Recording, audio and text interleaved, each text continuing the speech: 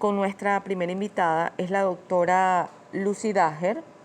Ella es médico hepatólogo, internista, gastroenterólogo, con una especialidad en hepatología y actualmente con dedicación exclusiva al manejo de enfermedades hepáticas. ¿Qué mejor currículum que el de la doctora Lucy para conversar con ella y que sea ella quien nos aclare algunos rumores que se van leyendo, doctora?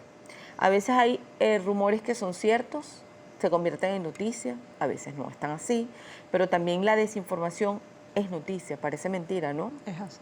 Entonces, doctora, la pregunta es, ¿hay una ola o no hay una ola? Porque es lo que hemos leído, ojo, ¿no? No quiero decir que hemos visto información oficial, ni mucho menos, pero entonces es un tema de... se está dando hepatitis en Venezuela. Ah, sí, ¿cuántos casos?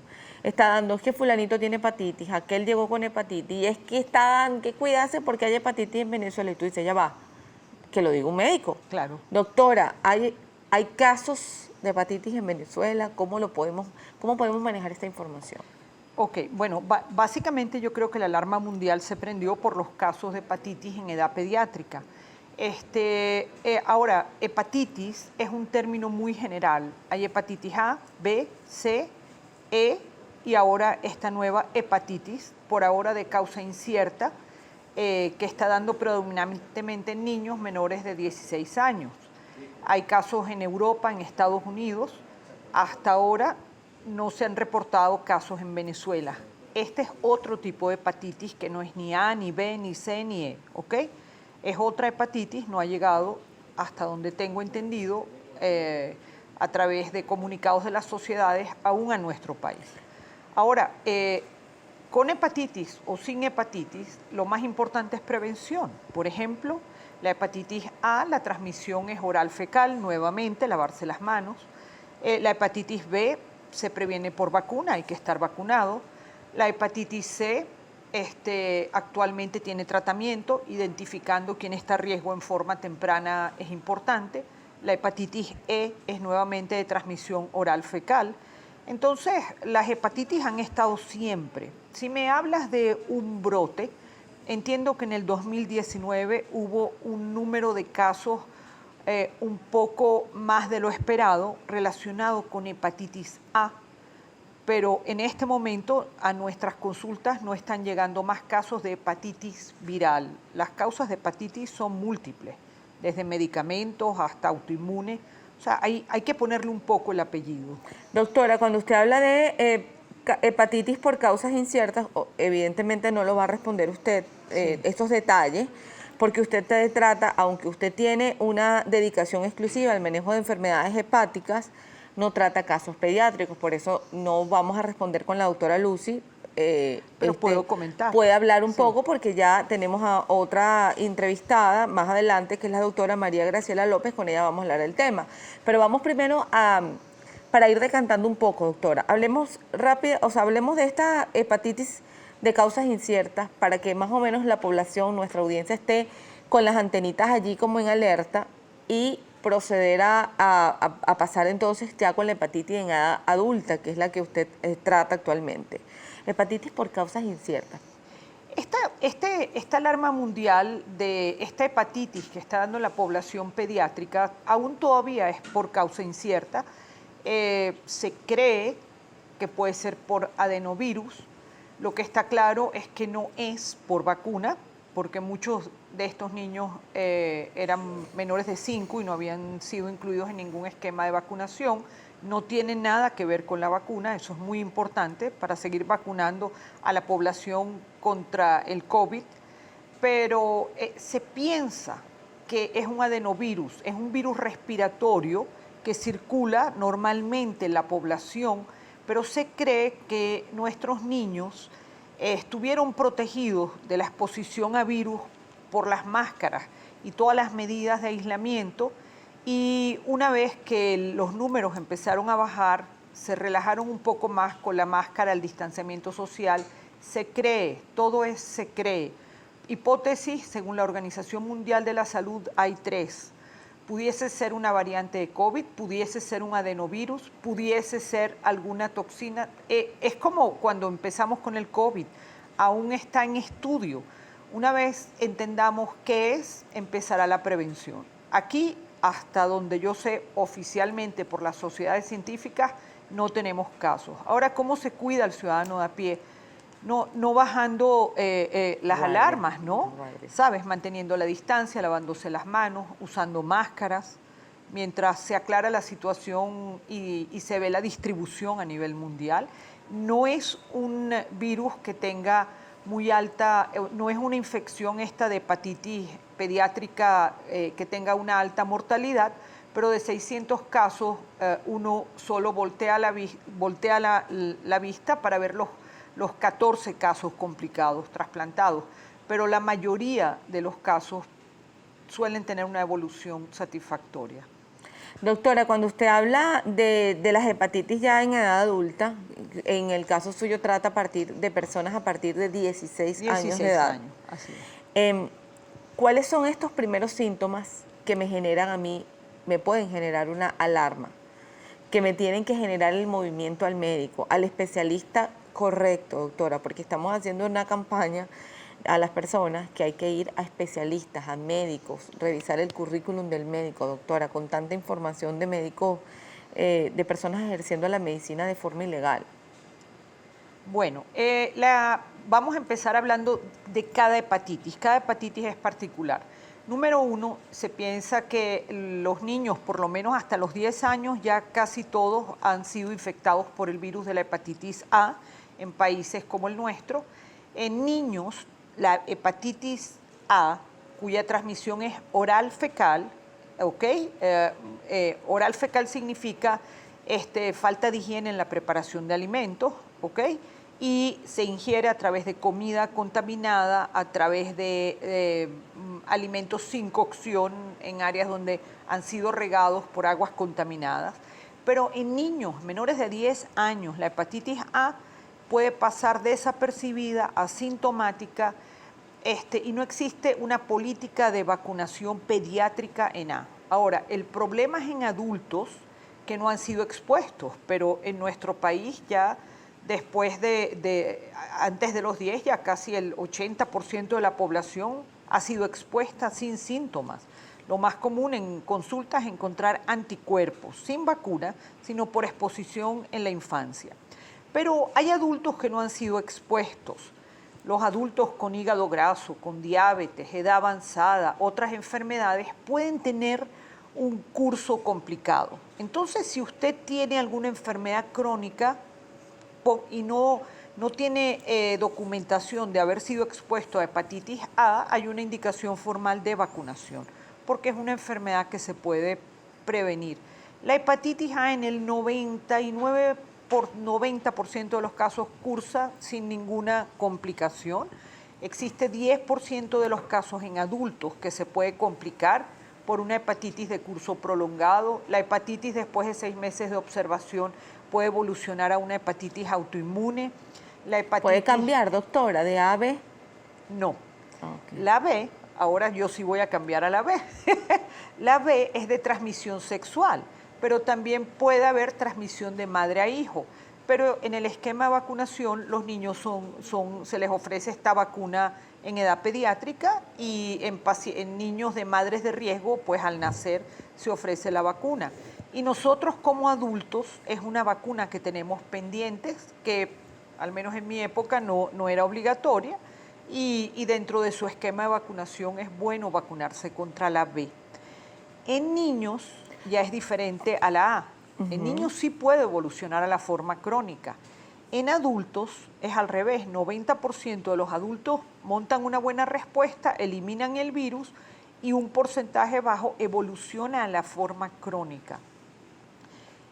No se justifica seguir teniendo casos de hepatitis B porque es una enfermedad que se previene por vacunación, pero hay más de 400 millones de casos en el mundo y seguimos viendo contagio por B.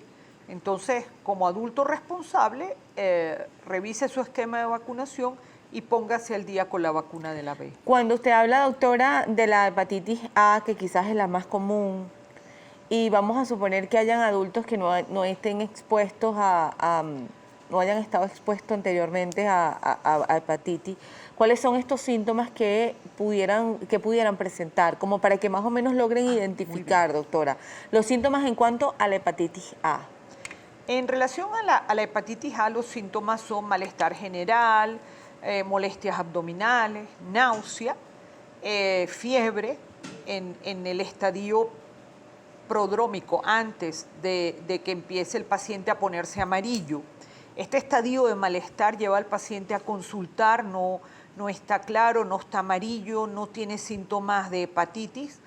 Y en la consulta, pues habitualmente se puede catalogar como alguna otra infección, el paciente pudiera recibir algún antibiótico y finalmente llega a nuestra consulta amarillo. Los pacientes que yo veo no son con esos síntomas vagos, sino ya después de 2 semanas el paciente está amarillo. Y existe una recomendación de nuestros familiares y vecinos de la raíz de onoto. Yo no recomiendo ninguna hierba en un paciente con hepatitis A. Igual en las hepatitis tampoco recomendaría el reposo absoluto, porque cada día de reposo absoluto tú vas perdiendo fuerza muscular, masa muscular. Sabes, la hepatitis te tumba en la cama. La hepatitis, a su vez, cuando vas mejorando, te vas levantando, ¿ok? Y si, por ejemplo, en la hepatitis A, lo que yo le digo a mis pacientes, si usted se siente bien, va bien. Si en el seguimiento usted siente otra vez náusea y los síntomas le recuerdan lo que tuvo al principio, puede existir un curso bifásico. El paciente va bajando y vuelve a subir. Pero los síntomas son, el paciente que ha pasado hepatitis sabe cuándo está bien y cuándo. Ahora, si es una persona con múltiples comorbilidades, uno pudiera recomendar reposo relativo, pero reposo igual una dieta rica en dulces tampoco es recomendable. O sea, usted oiga su cuerpo y coma de acuerdo digamos, si no es glotón, coma de acuerdo al apetito, pero no hay que atiborrarse de dulce. ¿Qué pasa cuando, si un paciente, doctora, quizás no se trata a tiempo la hepatitis? Porque usted me hablaba originalmente al inicio de la entrevista de unos 6 meses y al cabo de 6 meses, y tú dices, wow, ¿puede un paciente durar 6 meses con hepatitis, doctora? Sí. ¿O qué pasa si el paciente se descuida, no toma en cuenta algunas alarmas, algunas dolencias y la patología avanza? Bueno. ¿Cuál es el riesgo de una hepatitis no tratada? En este caso. En A. La hepatitis A realmente no deja secuelas, pero existen pacientes que tienen una reactividad inmunológica excesiva y que pudieran evolucionar a una hepatitis autoinmune o tener un curso prolongado de hepatitis A, donde no terminan de salir de esa fase aguda. Y son esas hepatitis que duran más de 6 meses. Y bueno, el iniciar tratamiento te ayudará a diferenciar y pedir anticuerpos, pedir inmunoglobulinas te ayudará a entender en qué fase de la hepatitis estás. Entonces ahora pasamos de la A a la B. Y la B usted habla que tiene que ver con transmisión de tipo sexual. Predominantemente. Predominantemente sexual. Ahora, quizás algunas alteraciones, quizás algunas patologías o sintomatologías. La hepatitis B nuevamente en la fase aguda da síntomas y si tienes síntomas estás reaccionando adecuadamente al virus y probablemente hagas anticuerpos porque la respuesta inmunológica es vigorosa y hay elevaciones de transaminasas muy importantes. En esta etapa inicial donde hay síntomas, donde el paciente está amarillo, empieza la batalla del cuerpo para eliminar el virus, pero en esa batalla también puede haber inflamación del hígado, puede haber regeneración y puede haber afectación de la función hepática y el paciente puede tener un curso complicado y esto lo puede llevar hasta la falla hepática aguda. Es impredecible cuál es el paciente que tiene esa respuesta vigorosa, que no se autolimita en el tiempo, sino que sigue dándole y dándole al virus hasta que el hígado se agota y entra en falla hepática. Afortunadamente es un porcentaje muy bajo. Esa es en la fase sintomática y el final de esta batalla es o se crean anticuerpos o el paciente se complica. durante el periodo de la lucha para eliminar el virus. Nuevamente, es una enfermedad que se previene con vacunación. Por ejemplo, todo paciente con enfermedades crónicas debería tener la vacuna de la hepatitis B. Ahora, ¿quién vacuna? ¿Un centro público, doctora? En centros públicos y hay centros de vacunación privados. Sí. Hablábamos entonces del tema de la vacunación, doctora, y dice usted que en centros privados también se pueden vacunar, ¿no? Así es. Hay centros de vacunación ahora y ahí usted se puede poner al día con todas las vacunas. Ahora, hablamos entonces, la más común en Venezuela, yo reitero, es la A. A.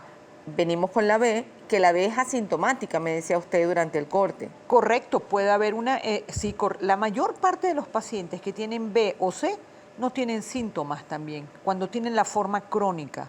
Ahora, la B es de tipo sexual, pero es cuando la persona quizás es promiscua, ¿no? Me imagino, porque si tiene una pareja fija. Sí.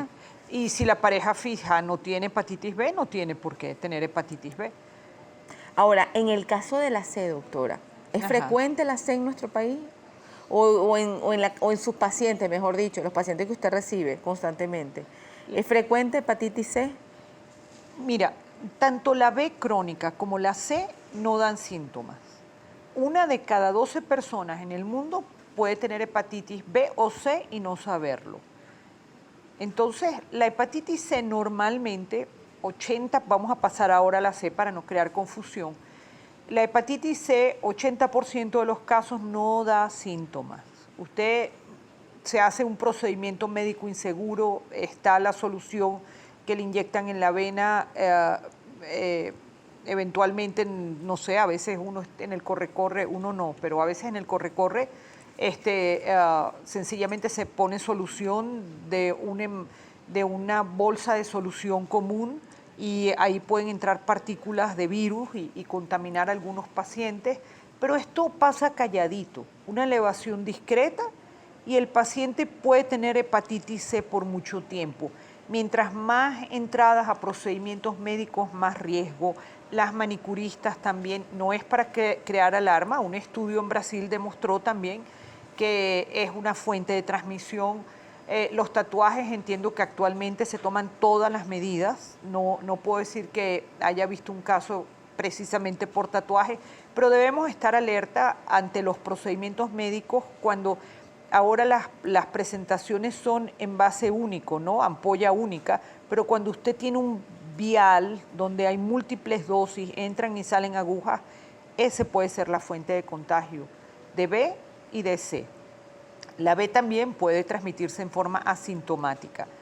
¿Okay? Ahora, en cuanto a la C, por ejemplo, menciona el tema de las manicuristas, ¿no? Y esto obviamente que no se cree ninguna alarma ni ningún rechazo, ¿no? Eso es importante. Correcto, porque no es la intención. Pero ¿cuáles son las medidas que nosotros tenemos que tomar como ciudadanos?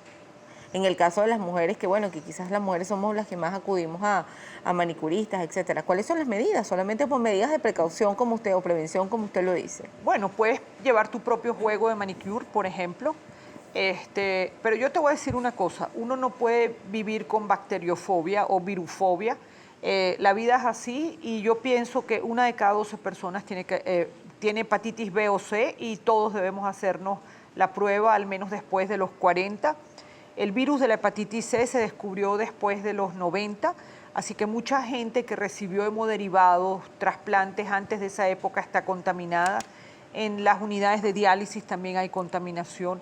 Pero la buena noticia es que es una hepatitis curable con tratamiento médico. Una pastilla por habitualmente 3 meses puede curar la hepatitis. Esta es la muy buena noticia, puede curar la hepatitis. Esto era nuestro caballo de batalla en la consulta de hígado. Estaba esta consulta anteriormente, antes del descubrimiento de esta nueva medicina, de este nuevo antiviral para curar la hepatitis, estaba llena de pacientes que arrastraba, que empezaban con interferón, no tenían respuesta, los mudaba a interferón pegilado con ribavirina, seguían sin respuesta, pasaban a otra droga que se llamaba telaprevir y con interferón, y así, y así, y así, hasta que recientemente el tratamiento se ha hecho tan simple que es una pastilla, 3 meses, más del 95% de curación. Doctora, aquí le escriben un comentario. Leonza Yesenia. Buenos días. Le mando a decir a la doctora que si es recomendable que me vacune contra la hepatitis. Soy una persona que nací con una discapacidad motora y mis huesitos son de cristal. Sufre de ostrodiesis imperfecta fuerte y tiene 54 años de edad. Sí, las vacunas son recomendables, especialmente si usted tiene una enfermedad crónica, porque no tiene la reserva fisiológica, si sea una hepatitis A, para evolucionar en forma adecuada, ¿ok? No hay buena reserva para asumir, de hecho, cualquier complicación de cualquier enfermedad. Mencionaba, además de la A, B, C, la D y la E. Muy bien.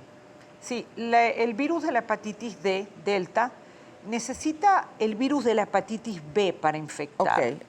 Ok, va junto con va pegado de la B. No hay virus Delta sin B. La hepatitis E, nuevamente, la transmisión en países en vías de desarrollo es por vía oral fecal, y en Europa se ha encontrado transmisión por cerdos, especialmente cuando las carnes no son muy cocinadas. Y la hepatitis E en embarazadas suele tener un curso fulminante. Es una hepatitis que fue descubierta en la guerra de Afganistán.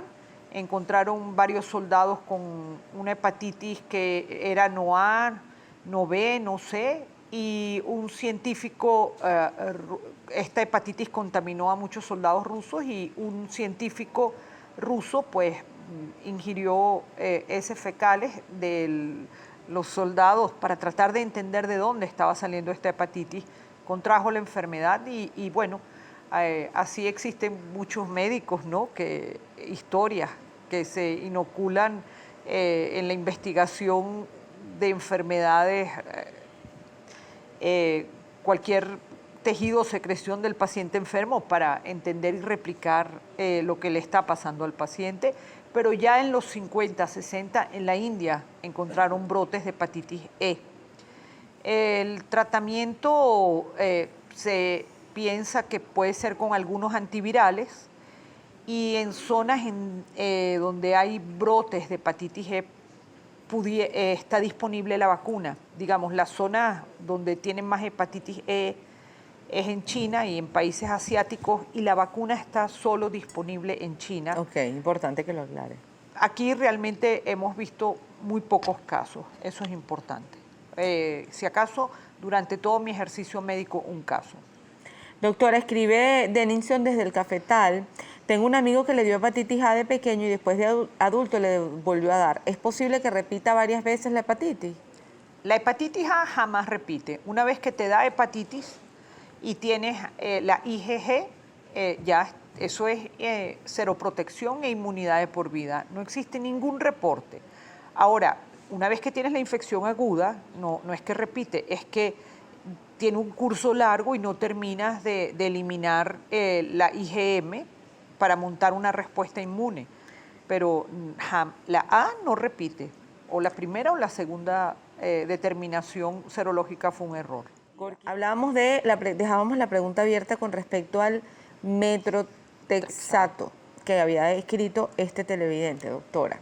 Ok, su pregunta es muy buena. El metotrexato se usa en enfermedades autoinmunes y está asociado también con fibrosis hepática. Hoy por hoy, dentro de la evaluación inicial del paciente con metotrexate, saber si tiene grasa en el hígado. La grasa en el hígado aumenta la toxicidad y el riesgo de fibrosis por metotrexate. Es importante. Saber si tiene alguna enfermedad hepática previa es importante. Y saber con cuál es el puntaje con el que está usted empezando su tratamiento es importante. Todo esto lo podemos hacer en Venezuela. Actualmente tenemos tanto en la Policlínica Metropolitana, en el consultorio 212, que es donde trabajo, y en el Centro Médico Docente La Trinidad, la tecnología que denominan biopsia hepática virtual. Es esto es FibroScan, tiene 20 años en el mundo entero y ya llegó a estos 2 centros y es muy importante. Y con ese FibroScan podemos medir en forma precisa, reproducible, la cantidad de grasa. Entonces el paciente puede saber, tengo grasa o entré con mi hígado bien al tratamiento, y durante el seguimiento el médico al año o a los 2 años pudiera pedir otro estudio si tiene alguna preocupación en cuanto a toxicidad, que es dosis dependiente. Hay otra pregunta que le hace la señora Berkis, que tiene 60 años y le dice cuánta dosis o con qué periodicidad y debo vacunarme contra la hepatitis o para prevenir la hepatitis, para tratar o prevenir la hepatitis B. Ok, esa es otra buena pregunta. Bueno, las dosis son 0, 1 y 6 meses. Realmente, si usted no trabaja en salud, no tiene por qué estarse haciendo anticuerpos. Okay. En salud, si tenemos unos niveles que no son seroprotectores, necesitamos refuerzo, ¿ok? Porque los títulos protectores pueden bajar en el tiempo y al ser personal de salud usted está a riesgo. Pero si no es personal de salud, es un solo esquema, 0, 1 y 6 meses. Ok, doctora, entonces, hablando ya de, haciendo como una especie de resumen, porque también hay otras enfermedades hepáticas que es importante aprovechar su visita. Y tomando en cuenta que una de las más comunes, por decir así, en nuestro país es la A. Y tomando en cuenta la prevención, doctora, que usted nos puede dar, estas recomendaciones que nos puede dar a nivel general, doctora, a nivel de consumo de alimentos, a nivel de acudir a centros médicos, no sé, estéticos, si también son el caso de repente que uno pueda contraer una hepatitis C, a nivel de hepatitis A, que es de tipo oral fecal. Bueno, ante todo, las medidas generales de aseo personal, lavarse las manos, podemos seguir recomendando la vacunación. Si usted es población de riesgo, tiene enfermedad crónica y no ha estado expuesto al virus de la hepatitis A, debe ponerse la vacuna. La vacuna de la hepatitis B para todo el mundo. Y prevención es también hacerse la prueba después de los 40 años de hepatitis B y C, que no dan síntomas, que todos estamos expuestos y que 1 de cada 12 personas puede tener la enfermedad y que existen tratamientos. Pero lo más importante es vacunación. Doctora, usted hablaba durante el corte conversábamos sobre otros tipos no vamos a dejar de responder las preguntas que van escribiendo, pero para ir adelantando un poco, otro tipo de patologías del tipo hepático, doctora, porque no solamente, bueno, me dio hepatitis y ya, hay otras patologías que empiezan a afectarte el hígado. Correcto. Hoy por hoy hay mucho interés en los diagnósticos tempranos de la enfermedad hepática, especialmente por factores de riesgo. Todos sabemos que el consumo excesivo de alcohol puede afectar el hígado, que la diabetes, la obesidad, hipertensión, dislipidemia puede afectar el hígado, y hepatitis, cualquier hepatitis B, C, A, combinada con alcohol y obesidad, el curso suele ser complicado. Nosotros nos enfocamos en los pacientes con hepatitis de ofrecerle tratamiento, pero si el paciente no cambia su estilo de vida y sigue consumiendo alcohol, hay alguna relación también con el cigarrillo y la fibrosis hepática, y si sigue sin tener un estilo de vida saludable, el paciente sigue a riesgo de cirrosis, ¿no? Eliminamos la hepatitis C, pero seguimos con riesgo de enfermedad. Hoy por hoy, la tendencia es hacer pruebas inteligentes en población de riesgo. Tenemos disponible una prueba que se llama FIB4. FIB por fibrosis y 4 porque toma 4 parámetros que están disponibles en cualquier laboratorio general. AST, que es una de las transaminasas, ALT, que es la otra, alanino y aspartato transferasa, las plaquetas y la edad. Y en internet existen calculadores de este FIB4 y usted ve si es mayor de 1,3 en población de riesgo y en población sin riesgo, porque en muchos centros en el mundo entero se hace de pesquisa general de enfermedad hepática para hacer diagnóstico de ese paciente que tiene un grado 2 de fibrosis, ¿no? Que en pocos años puede ser 3 o 4. O sea, usted quiere establecer quién tiene y quién no tiene. El que tiene puede progresar y el que no tiene, pues sigue en control cada 3 años. Si esta prueba es anormal, tenemos, como dije antes, el FibroScan disponible en la Policlínica Metropolitana y Centro Médico Docente de la Trinidad, que rápidamente nos da una respuesta. Hay grasa, no hay grasa, hay fibrosis, no hay fibrosis. Y ya de entrada uno sabe qué dirección va a tomar con el paciente. Hay una pregunta que le hace L. Andrés Felibert. ¿Qué puedo tomar para bajar las transaminasas? La tengo en 44 y dehidrogenasa láctica en 334. Tengo hígado graso. Claro, yo entiendo que no puede dar recomendaciones, ¿no? Eso es importante, porque no se puede recetar a través de un programa de televisión, ¿no? Pero de alguna manera los riesgos de tener hígado graso, porque a veces tú escuchas, doctora, se hacen exámenes y dicen, es que tengo hígado graso, y quizás te descuidas, doctora. ¿Hay alguna consecuencia de no tratarlo, por ejemplo? Sí, en relación a este paciente, tener las pruebas del hígado alteradas te dice que esas transaminasas están metidas dentro del hepatocito y hay algo que está irritando al hepatocito y hace que se liberen a sangre. En el mejor de los casos el paciente tiene transaminasas elevadas, pero se sabe que estas enfermedades son tan silentes que ni elevan las transaminasas. Eso no necesariamente se correlaciona ni con el pronóstico ni con el grado de actividad inflamatoria en hígado graso. De todos modos, sería bueno investigar si hay otras causas de esa elevación de transaminasas y la recomendación es dieta mediterránea, ¿ok? Esta dieta, hay una página web de Fundación Dieta Mediterránea y si la haces hipocalórica y pierdes peso bien, y si es normocalórica, pues bueno, también te ayuda a mejorar el hígado graso.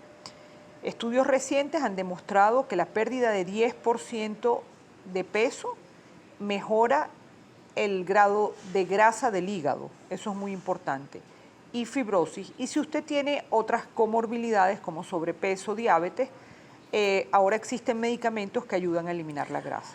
Le voy a hacer esta última pregunta, doctora, porque lamentablemente tenemos que despedir la entrevista. Lo hace la señora María Inés Pacheco. Dice, pregúntale por favor que hay casos donde las personas que toman excesivos medicamentos a diario, como ibuprofenos, psicotrópicos, se han puesto su color de piel amarilla. ¿Esto puede tratarse de una hepatitis medicamentosa? Muy bien. En relación al ibuprofeno y los antiinflamatorios no esteroideos, los antibióticos, todos ellos pueden producir lo que se llama una hepatotoxicidad idiosincrática. Se llama idiosincrática es que algún paciente con predisposición genética reacciona en forma exagerada y hace toxicidad a ese medicamento. Eso no quiere decir que todas las personas, por ejemplo, no es como el metotrexate, que tomas y tomas y tomas y en algún momento puedes tener fibrosis si superas a una dosis establecida. Esto es al azar. Hay algún paciente que tiene alguna reactividad inmunológica y hace hepatotoxicidad. Pero bueno, la toma crónica de ibuprofeno y antiinflamatorios no esteroideos también puede dar insuficiencia renal, gastritis. Y si usted se ve amarilla, hágase las pruebas del hígado. Y aquí vamos a incorporar en esta ocasión otras patologías, otros virus, pero lo vamos a hablar con la doctora María Graciela López. Ella es infectólogo pediatra y fue presidenta de la Sociedad Venezolana de Infectología. Hablando un poco, doctora, gracias por estar aquí, bienvenida. Estábamos conversando con la doctora Lucy anteriormente, que la tuvimos aquí, bueno, usted la vio un poco en la entrevista. Y ya que veníamos hablando del tema de los casos de hepatitis, la doctora hablaba, solo que no profundizó porque no es su área, la pediátrica no es su área, pero hablaba de las hepatitis por causas inciertas que se están viendo mucho en los niños. ¿De qué va esta hepatitis por causas inciertas? Sí, bueno, ¿Cómo la entendemos, doctora, además? Primero, muchísimas gracias por la invitación. Y sí, bueno, y me imagino que se refieren a la hepatitis aguda grave que se ha descrito en diferentes países del mundo. Bueno, es la inflamación del hígado, la doctora lo describió muy bien. Sin embargo, en este momento no se conoce exactamente la causa. La mayoría de los niños que han estado afectados en más de 21 países ya, se les ha detectado un virus que es el adenovirus, Okay. que es un virus común. Sin embargo, este virus común que produce enfermedades respiratorias y gastrointestinales, pero no estaba descrito que produjera este tipo de hepatitis tan grave, ni además se ha aún relacionado directamente con la causa de esta hepatitis. Eso es, pero digamos que es un hallazgo que es llamativo, que la mayoría de los niños han tenido la detección del adenovirus. Y hay diferentes hipótesis por las cuales se piensa la causa de esta hepatitis, pareciera sí ser infecciosa. La otra, digamos, hipótesis que está ganando fuerza es probablemente un efecto asociado al SARS-CoV-2, a la COVID-19, en aquellos niños o que lo tuvieron o que lo estén presentando, pero que el virus esté, digamos, el sistema inmunológico esté hiperreaccionando al virus en la esfera gastrointestinal, particularmente el hígado. Y de allí yo creo que una de las principales recomendaciones, que es la vacunación. Fíjate que muy bien lo decía la doctora Daher, nosotros insistimos en líneas generales, si tenemos enfermedades prevenibles por vacunas, y hoy la COVID-19, su gravedad y mortalidad incluso es prevenible por vacunas, no hay que dejarlo para después, y esto incluye a la población pediátrica en Venezuela por encima de los 3 años. Justamente, ¿cuántas vacunas, cuántas dosis de vacunas contra la hepatitis se le debe aplicar a los niños, doctora? Sí, cuando decimos contra la hepatitis, sabemos que es la inflamación del hígado y hay varios virus que son prevenibles por vacuna. Que van ahí de la mano, como colado. Entonces, si hablamos del virus, por ejemplo, el virus de la hepatitis A, de los más comunes, relativamente frecuente en la población pediátrica, Venezuela hace 2, 3 años tuvo un brote de hepatitis A, recordemos lo contaba eso. la doctora lo dijo al inicio de la entrevista. Sí, y es una enfermedad prevenible por vacuna. En niños se vacuna a partir del año, son 2 dosis, aunque hay esquemas incluso de 1 dosis. Hay países que asumieron la vacuna, incluyeron la vacuna dentro del calendario nacional de vacunación, países como Argentina, para poner un ejemplo en Latinoamérica de tantos, porque es una vacuna extensamente incluida en los calendarios, y es 1 dosis al año de edad. Sin embargo, si pasa el año, en cualquier momento después del año de edad, colóquele la vacuna. E idealmente hay el esquema, digamos, inicial, original, de 2 dosis. La primera dosis después del año, en el momento que se determine, y la segunda dosis después de los 6 meses. Eso confiere una protección, una eficacia que va por encima del 96%. Es de las vacunas más eficaces. Otros hablan hasta casi que del 98 a 100%, que es lo ideal para una vacuna. Esa es hepatitis A. Y la vacuna contra la hepatitis B se coloca desde el recién nacido. Ajá. Es una vacuna que, de hecho, las recomendaciones están en el recién nacido iniciar la vacunación, y son 3 dosis.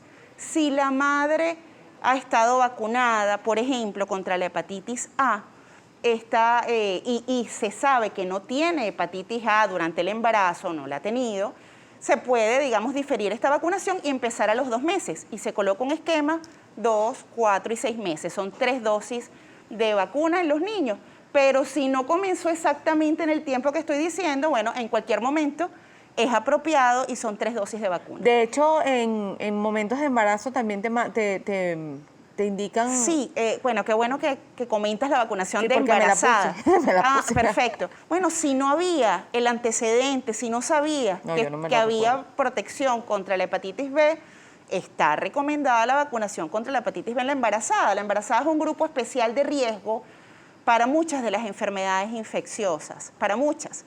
Entonces, consulte a su médico, consulte a su obstetra, pero cada vez hay indicaciones de vacunas en la embarazada. Está recomendada la vacuna contra la influenza, la vacuna contra la difteria, toferina y tétano del adulto. Es muy importante la embarazada porque hay protección contra la toferina en el recién nacido si protegemos a la embarazada, y por supuesto si no tenía el calendario de vacuna contra la hepatitis B, es adecuada la vacunación.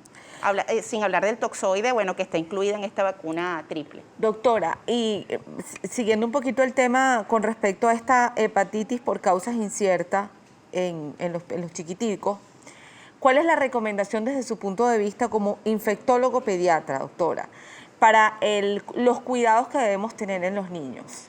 Sí, no tenemos, digamos, al no tener una causa específica, es difícil decir recomendaciones específicas contra ese tipo de hepatitis aguda grave, que además comentamos que es grave porque entre un 6 a un 10% de los niños han ameritado incluso trasplante hepático. Por eso lo llamativo y lo preocupante de esta entidad. Hay que aclarar que en Venezuela todavía no tenemos reportes de esta entidad, sin embargo, la recomendación al personal de salud es mantenerse alerta, aumentar la vigilancia ante la presencia de hepatitis, sintomatología gastrointestinal. Pero sí podemos dar recomendaciones generales. ¿Y cuáles son? Número 1, lavado de manos.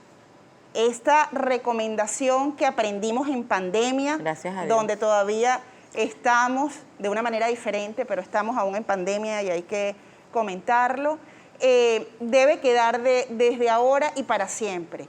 Adecuada técnica de lavado de manos y lávase las manos frecuentemente. Es una de las medidas más importantes para evitar enfermedades infecciosas que llamamos de transmisión orofecal. Muchos de los virus, o algunos, hepatitis A, se transmite por, digamos, al ingerir alimentos y aguas contaminadas.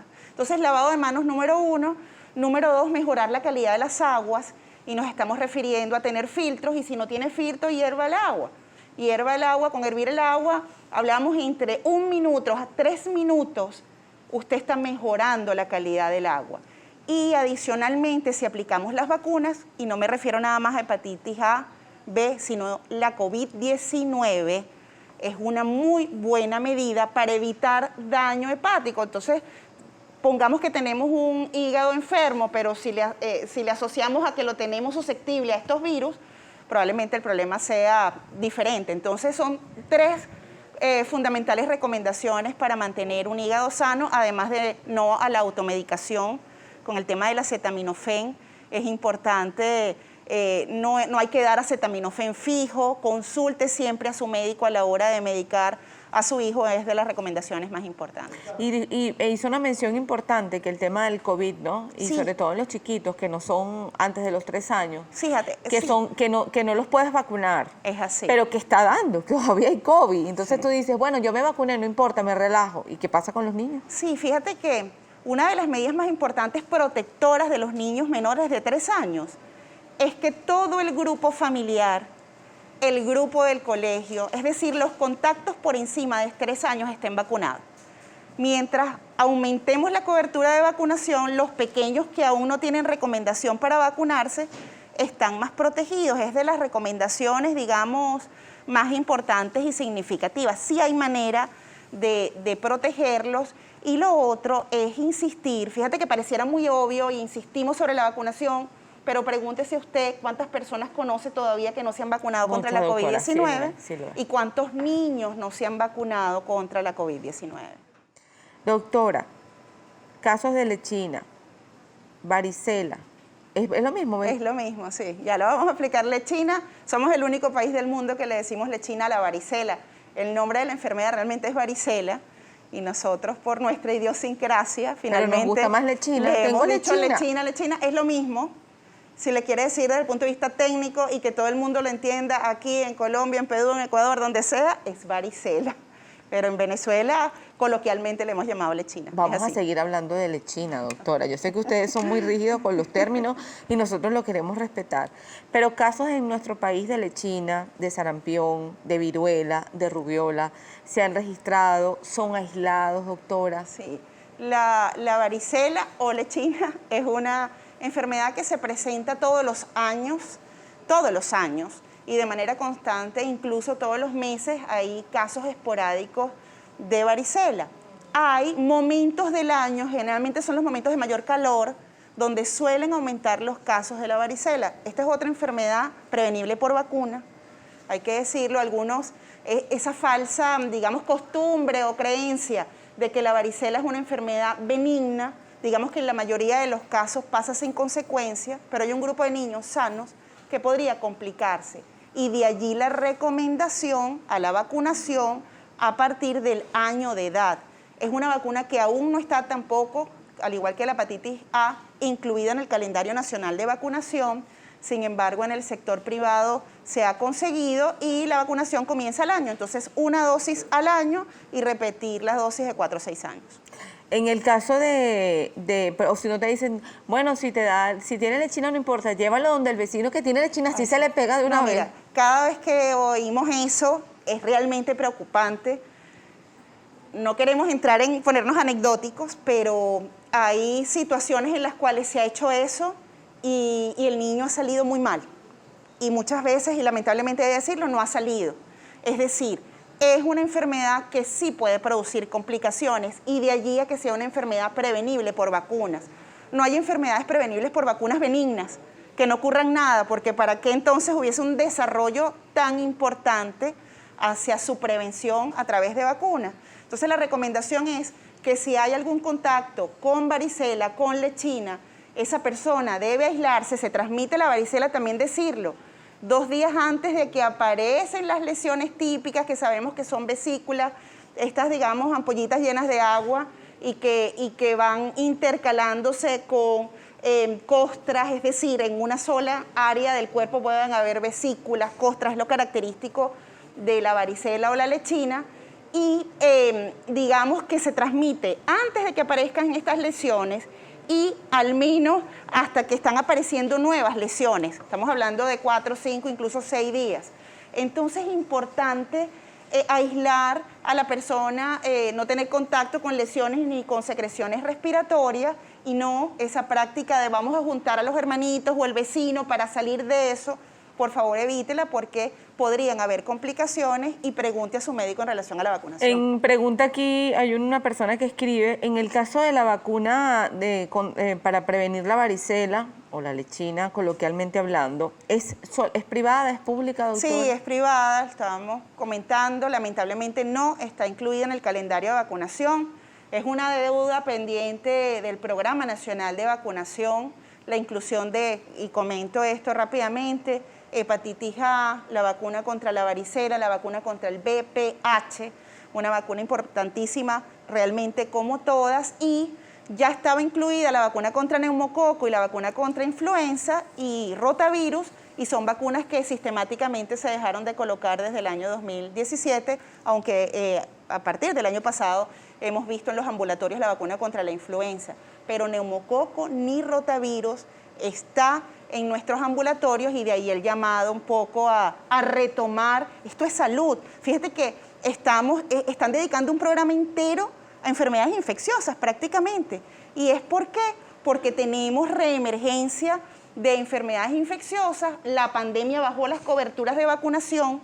Esto no fue nada más en Venezuela, fue alrededor del mundo, es un problema de salud pública hoy la disminución de las coberturas porque estamos en alerta a la reemergencia de enfermedades que pueden ser prevenibles por vacuna, pero que si además no se han incluido nunca en los esquemas de vacunación, por supuesto es aún más importante y qué bueno poner sobre el tapete, sobre la mesa, este tema hacia las autoridades para la inclusión de las vacunas pendientes. En el caso del sarampión, doctora, sí, la diferencia entre sarampión y lechina o sarampión y varicela, ¿cuál bueno, es? son de las enfermedades que entran como dentro del grupo de las eruptivas de la infancia, denominadas así. Una es más sutil que otra.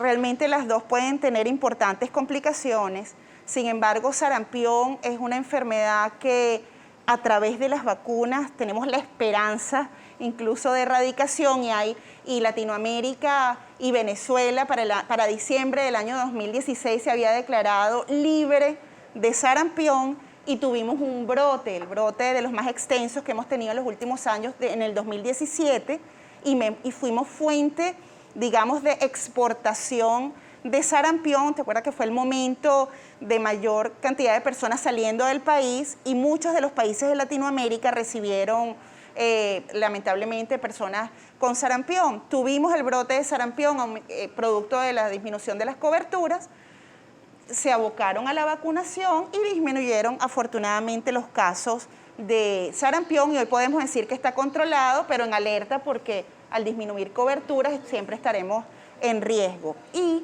en el caso de la varicela es lo que decimos, aún no se vacuna a la población general y por esa razón tenemos casos de manera constante en la población, particularmente en los niños, pero no podemos decir que estamos dentro de una epidemia o un brote de varicela en este momento. Sí tuvimos, digamos, meses pasados un aumento del número de casos discretos.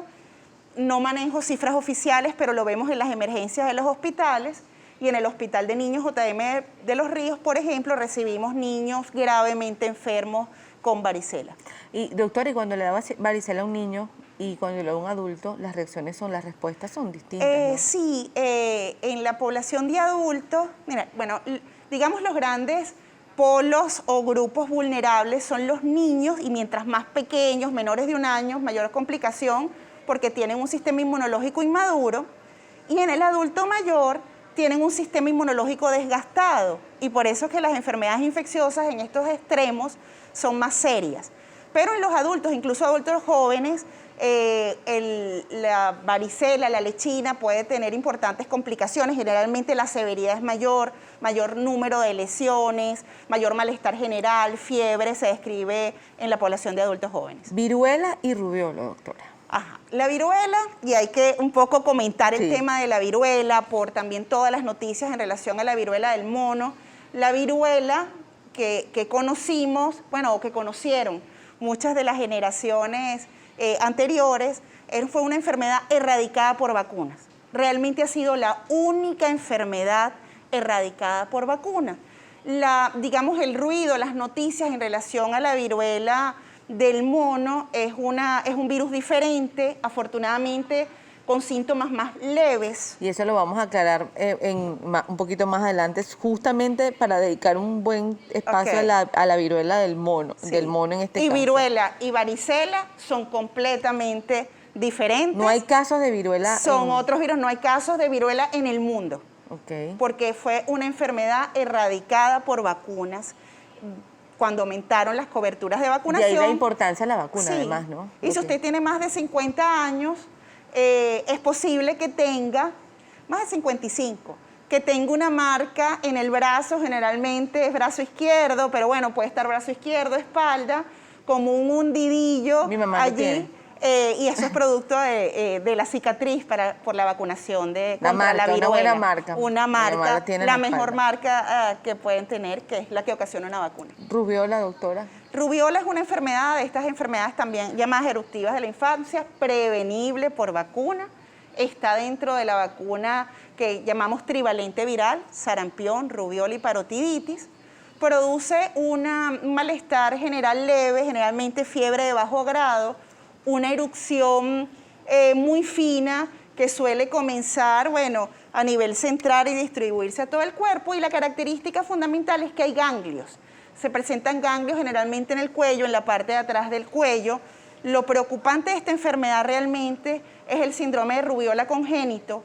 Si da la rubiola a una embarazada, las repercusiones pueden ser muy graves en el feto y, por supuesto, en el recién nacido, y por allí, digamos, la importancia de la vacunación contra la rubiola para evitar el síndrome de rubiola congénita. ¿Y desde qué edad es la trivalente viral? A partir del año de edad. ¿Y en una persona en edad adulta puede colocarse la doctora? Sí, a cualquier edad. Si de repente yo digo, yo no me recuerdo si mi mamá me la puso cuando era chiquita, ¿puedo hacerlo a esta edad? Debe vacunarse, y las embarazadas sí no tienen indicación de vacunación porque es una vacuna de virus vivos. Okay. El virus está atenuado, el virus no va a producir la enfermedad, va a producir las defensas contra la enfermedad, pero de manera, digamos, preventiva, no se vacunan a las embarazadas con vacunas de virus vivos, entonces no tienen indicación de vacunación. Antes de ir a la pausa, ¿es verdad que la lechina o la viruela solo se padece una vez en la vida? Le preguntan, ¿eso se repite, doctora? Generalmente sí, digamos, es una sola vez en la vida. Las personas con un buen sistema de defensas, que llamamos inmunocompetente, da una sola vez. Sin embargo, hay que estar prevenido porque una persona que le dio varicela o lechina y digamos en su infancia y pasa el tiempo y por algún momento baja su sistema inmunológico, puede tener lo que comúnmente se llama culebrilla o zóster, que es la manifestación secundaria del virus de la varicela. Ya cerrando un poco, concretando la idea con respecto a lo que es la lechina o la varicela, el esquema de vacunación del que usted hablaba, la Trivalente viral. La trivalente viral que se puede colocar en edad adulta, que tan importante Claro, es. importante. ¿No? No, muy importante es la prevención de sarampión, rubiola y parotiditis, y por supuesto que hay que estar vacunado. Entonces, a partir del año, si no tiene esquema, lo que suele pasar también en la población de adultos, y también haga la reflexión al respecto, que nadie sabe dónde está la tarjeta de vacuna. Es más, nadie sabe si tiene tarjeta de vacuna, pero el niño sí están muy pendientes, y recordar que la vacunación es para toda la vida, desde recién nacido hasta el adulto muy mayor. Bueno, nos dio el ejemplo de esto, la vacuna contra la COVID-19, en relación a que se puede poner en personas muy mayores. Entonces, tenga su esquema, su tarjeta de vacuna, y si no tiene la vacuna contra la vacuna trivalente viral contra sarampión, rubiola y parotiditis, colóquela. Digámosla, no está recomendada en embarazadas ni personas con inmunodeficiencias, algún problema de salud que cause inmunodeficiencia, si no está recomendada, o más bien pregunte a su médico, porque, por ejemplo, en personas con VIH se puede vacunar perfectamente si sus valores de CD4 son adecuados. Es decir, tiene que preguntar a su médico en relación a si es apropiado o no en ese momento vacunarse. Para finalizar con el tema de la varicela, que se pudiera repetir presentando una especie de sí, la llamada culebrilla. La culebrilla o el herpes zóster, sí. La primera manifestación, cuando adquirimos, digamos, el virus de varicela zóster, así se llama el virus, y por eso la enfermedad se llama varicela, es la varicela. Entonces, un brote generalizado. Y pasa, ¿no? Pasa sobre todo todavía más, de manera más benigna si está vacunado. Después, ese virus queda, digamos, escondidito, almacenado como un reservorio dentro de nuestro cuerpo, y si vuelve a bajar, y si por alguna razón baja, disminuye nuestro sistema inmunológico, si estamos bajo condiciones de estrés también, por ejemplo, puede dar su segunda manifestación, que es la culebrilla o el herpes zóster, y por eso vemos que es más frecuente en adultos mayores o personas con alguna inmunodeficiencia. Se produce la culebrilla porque alguna vez le dio varicela. Entonces es el mismo virus, pero en diferentes manifestaciones y etapas de vida. ¿Y para tratarlo? El tratamiento perfectamente con aciclovir, hay que consultar al médico, pero existe tratamiento adecuado, y no ese mito, es un mito, eso de que si se unen las dos colas de la culebrilla la persona fallece. No, eso es un mito, es falso. Sin embargo, hay que acudir al médico para tratamiento. Viruela del mono, ¿puede llegar a nuestro país, doctora? Sí. Ya hay 80 casos según la OMS. Quizás nunca, y yo recuerdo como si fuera hoy cuando la entrevisté con el tema de la COVID-19, estábamos hablando de China, por allá bien lejos, Sí. y resulta que a los meses llegó, un par de meses después de esta entrevista que hicimos, llegó a nuestro país. En este caso, doctora, de la viruela del mono, Sí, ¿puede llegar? Primero decir que sí, como una enfermedad infecciosa, y sabemos la velocidad de transmisión que puede depender de un vuelo, podría llegar al país. Lo que sí es decir, primero un llamado a la calma. Hay una avalancha informativa, infodemia, que también la sufrimos durante la COVID-19, entonces mantener la calma. Esta suele ser, en la gran mayoría de los casos, una enfermedad leve. La mortalidad se describe entre 1 y 6% de los casos. Produce fiebre, malestar general, dolores musculares, dolor de espalda. Y después de iniciado este proceso, el tercer día, estas lesiones características que muchos de ustedes han visto, que son vesículas. No hay un tratamiento específico, aunque hay algunos antivirales que podrían tener efecto. No hay una vacuna hoy descrita para la protección contra esta enfermedad, pero yo creo que hay que mantener la calma en relación a que son síntomas generalmente leves en la población, y hay que aumentar la vigilancia, por supuesto, en los aeropuertos, por donde siempre comienzan, digamos, cuando ocurren los diferentes brotes en los países. Y yo creo que es un poco más que alertar, sí podría llegar, como ha llegado a diferentes países del mundo. Sin embargo, mantener la calma, estar atentos a estos síntomas y acudir al médico. ¿Y la transmisión, doctora, cómo se pudiera dar? La transmisión es a través de, el contacto directo con estas lesiones que presentan las personas con la viruela del mono, contacto con secreciones respiratorias, incluso con sangre, podría ser de los principales mecanismos de transmisión, y está todavía cuestionado, no en estudio, la transmisión a través del semen. Si es transmitida a través de relaciones sexuales, no se considera hasta ahora una enfermedad de transmisión sexual, pero se está estudiando si es un mecanismo factible, ya que en varias de las poblaciones que han estado afectadas en este momento son hombres que tienen sexo con hombres, los primeros brotes fueron así, entonces se está estudiando este tema, pero básicamente es contacto con secreciones respiratorias y las lesiones en piel.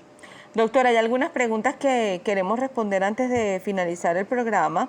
Ana Emilia Riera le escribe, le quería preguntar a la doctora si el adulto puede vacunarse contra la lechina.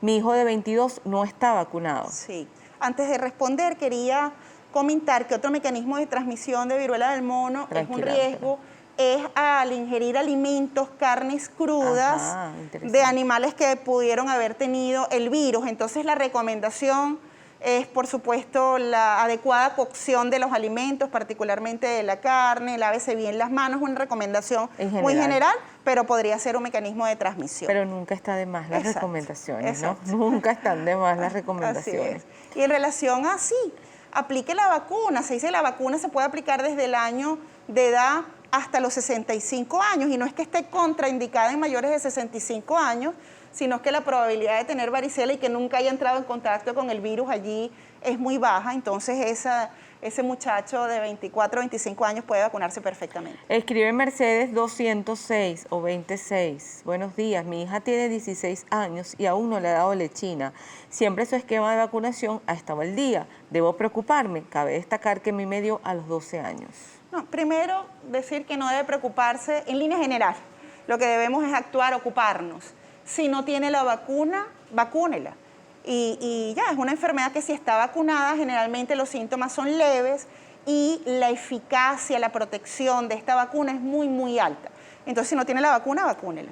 Escribe Yasmirel Jaspe, buenos días, excelente programa con las doctoras invitadas. Un cariñoso saludo a la doctora María Graciela de parte de la familia Gudiño Jaspe, mamá del angelito María Ángel. Ay, qué bello. Todos mis saludos y mi afecto. Le escribe Nilsa de Arismendi. Tengo una pregunta a la doctora. Tengo 52 años y no tengo la marca de la vacuna de viruela, pero mi mamá dice que tengo la vacuna. Bueno, tiene la vacuna. Finalmente, ¿y si no la tiene, doctora, qué puede hacer la señora? Ahorita no se vacuna contra la viruela. Ah, bueno, y cierto además, que terminó.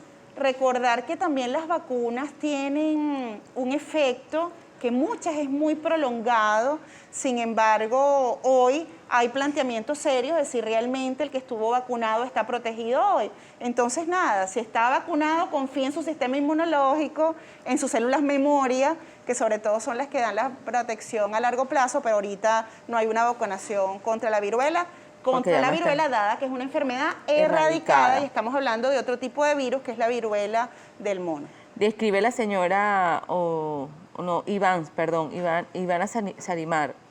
Dice que bueno que aclaran lo de la viruela del mono, el contagio ya directamente con las burbujitas. Sí, con las burbujitas y bueno, y todas estas otras maneras, secreciones.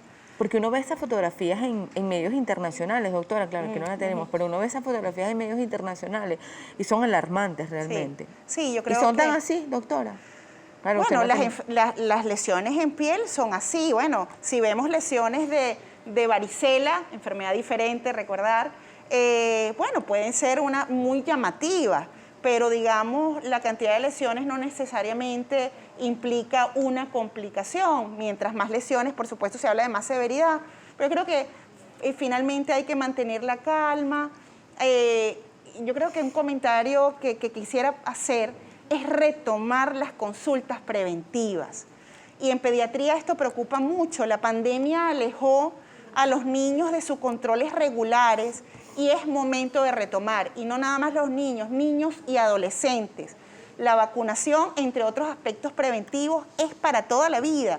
Entonces vaya al médico, vaya a su pediatra, porque definitivamente le va a dar orientaciones y recomendación y usted va a percibir la recomendación directamente de un profesional y no nada más de todo este boom informativo que a veces más que calmar o informar, angustia, y hay que evitar el estrés y el miedo, que es lo que finalmente ocasiona malas decisiones. Carlos Gómez le escribe, si me vacunaron contra tuberculosis de niño, ¿me puede dar de adulto?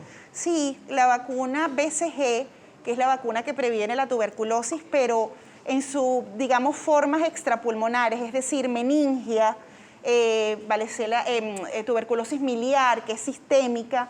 Esta vacuna es para este tipo de tuberculosis. No hay mayor prevención para la tuberculosis pulmonar. Entonces sí podría tener tuberculosis a pesar de tener la vacuna de BCG, y ahí es la recomendación si se tiene una gripe mal curada. Como dice la gente, no, yo estoy tosiendo desde hace mucho tiempo, estoy perdiendo peso y no sé por qué, sudo mucho por las noches, consulte al médico.